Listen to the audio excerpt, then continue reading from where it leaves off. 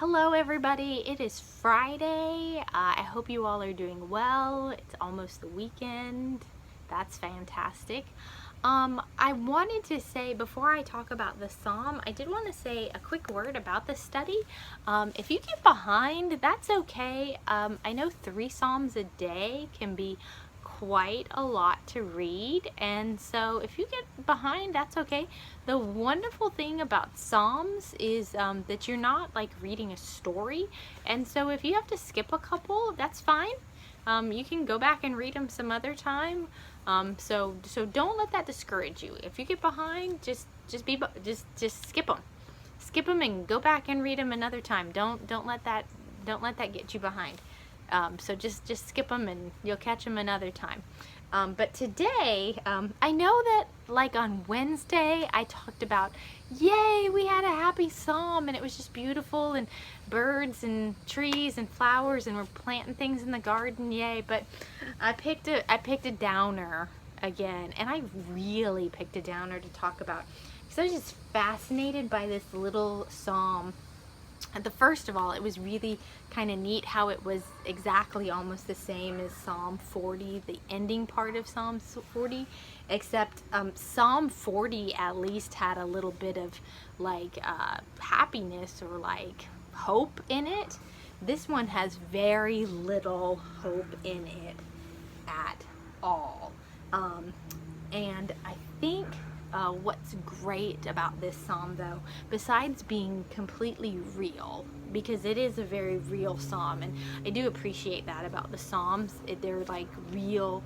They're real. They're just like, this is real life that we're talking about. It's real because it's short and it's to the point, and that's a lot of times when we're going through difficult things. We don't have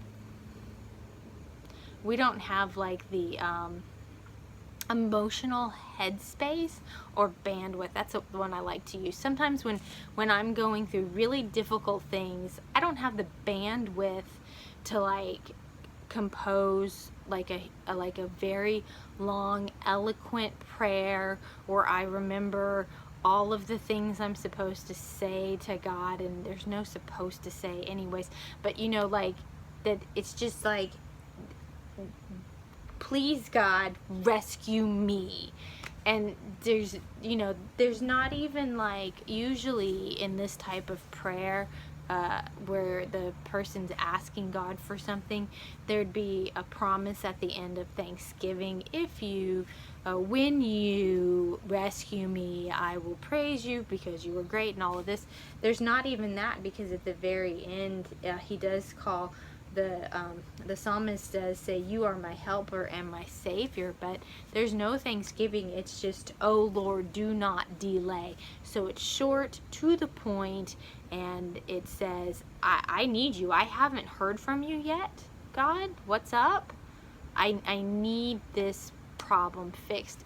And a lot of times when we're having difficult times in our lives, we want God to fix our problems, and we want God to fix our problems on our timetable. And that's usually not how it works. Usually the timetable is just what it is. And a really important thing for when you're going through difficult times is to have already established a pre-existing relationship with God. Because if you have a pre-existing relationship with God, if you already have that firm foundation established with God, when you go through these difficult times, that firm foundation is going to last.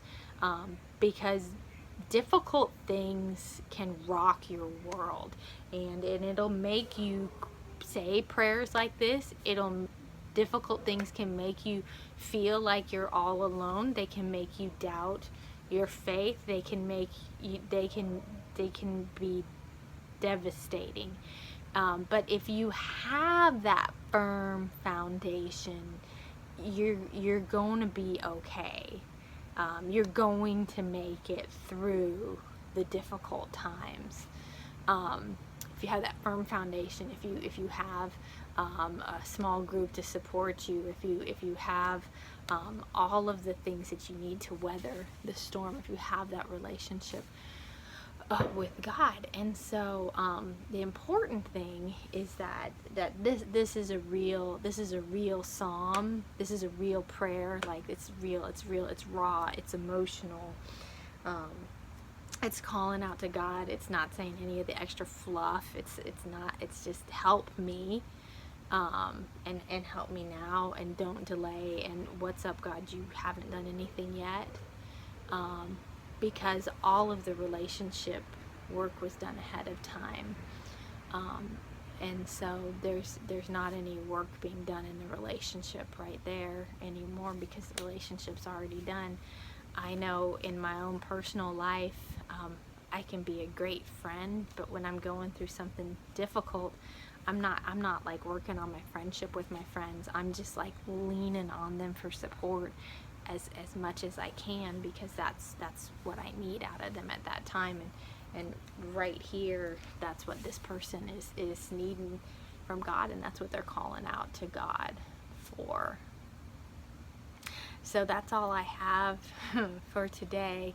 The questions that I asked were, what does it take to build a firm foundation, and how are you? How is your firm foundation, and what can you do today to start building your firm foundation or to make it stronger? And then also the activity is to take a walk and to think back through your life. Because a lot of times, I will say this, a lot of times we think that God was maybe silent in our lives, but when we look back on our lives, we can see where God was working in times of trouble, but we just didn't see it because we were like just focusing on being hurt.